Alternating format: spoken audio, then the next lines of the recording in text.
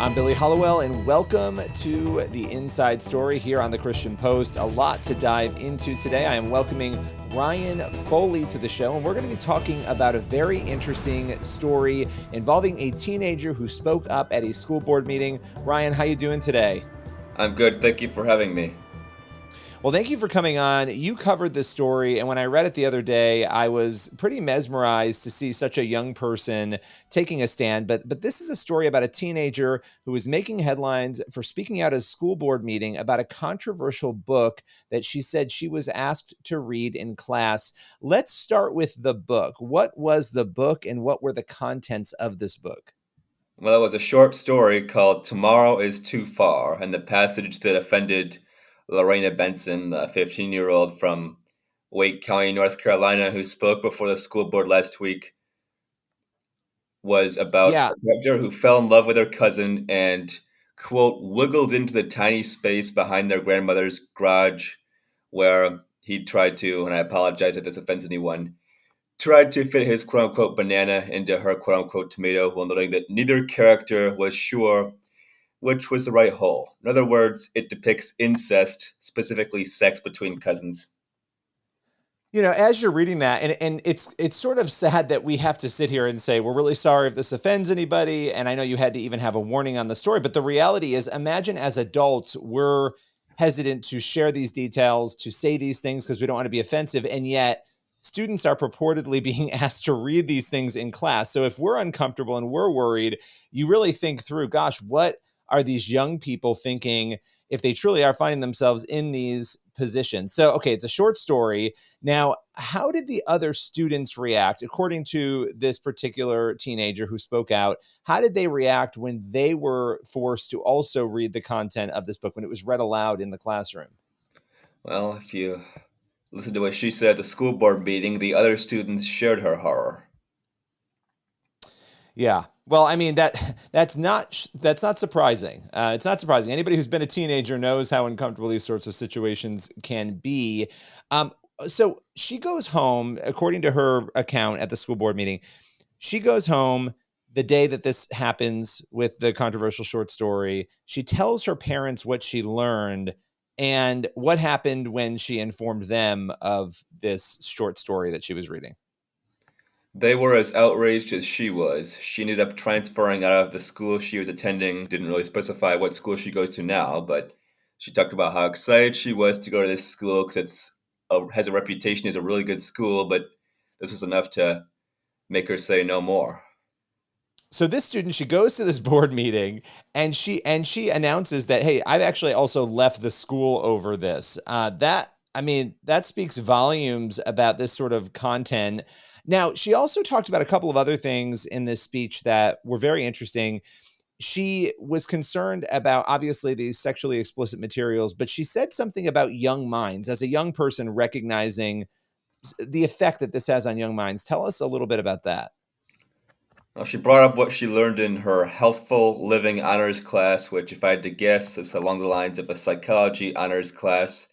She learned in this class that teenage brains are not fully developed yet, and therefore we must be careful about what we engage in during these years. And she said that based on this logic, I am a teenager, my brain is not fully developed, and I should not have graphic, incestual sexual content taught to me in my classes.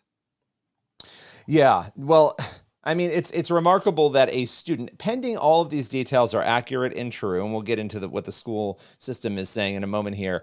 But it's remarkable that a young person is understanding this, and that it's quite possible that we've seen examples around the country where adults are not understanding this, right? That a young person recognizes, hey, we need to be protected. Our minds are not fully developed, and yet the adults tasked with protecting those young minds, some of them are not comprehending that or doing that, ensuring that that is the case. Now, in this particular situation, the Wake County public school system, obviously, they've received a lot of questions, I imagine, about this in light of this speech. How are they responding to her speech and the incident in question? Well, the school system is insisting that it was reviewing Benson's concerns about the book and that a human resources investigation was ongoing, but nothing else. Yeah, well, we'll have to continue following that. I'm sure you will be as well. But yeah, she is hardly the first student to speak up. We have seen students, parents, even other teachers, members of the community speak up all over the country at these school board meetings. What are some other recent examples? I know you've covered a lot of these where students, parents, and others have sounded off at school board meetings about similar situations.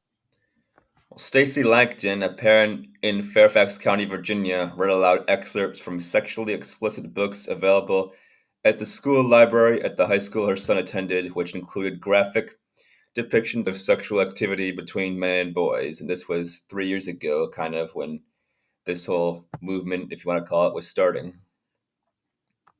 Yeah. Well, I think it's interesting to watch people, as you mentioned, this movement sort of starting increase in the frequency. It seems, to go to these board meetings to speak up. Why do you think there has been such an increase in parental involvement? Is it because these incidents are increasing more, that we're seeing more of these examples of what the student was talking about, or are parents just suddenly paying more attention, or is it a mixture of the two? It's probably a combination of the both. The COVID-19 pandemic and the at home schooling that accompanied it really shined a light on what students were learning in school.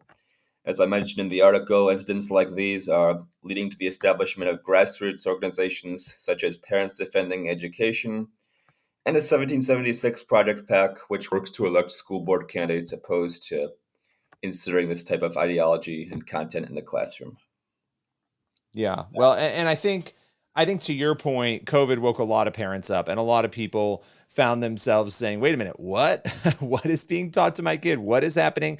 And so that is one benefit, I think, of all of what unfolded, is this awareness, this involvement, this engagement. But it is sad and scary that students like this feel they have to leave a school over the fact that this is happening. And so I would just encourage parents to be diligent on top of what their kids are learning and understanding. And pending all these details are true, pretty bold of this student to stand up in this way in front of adults and speak her mind. A lot of adults are afraid to do that. Pretty amazing that she did that. Ryan Foley, appreciate you taking the time today, breaking this story down. Yeah, thank you for having me. You can head on over to the show notes if you're listening to this, and you can click to read the full story. You can also head over to the Christian Post for more content like this and for your daily news needs. As for this episode of the show, it is ending now, and we'll be back next week with another episode. We'll see you then.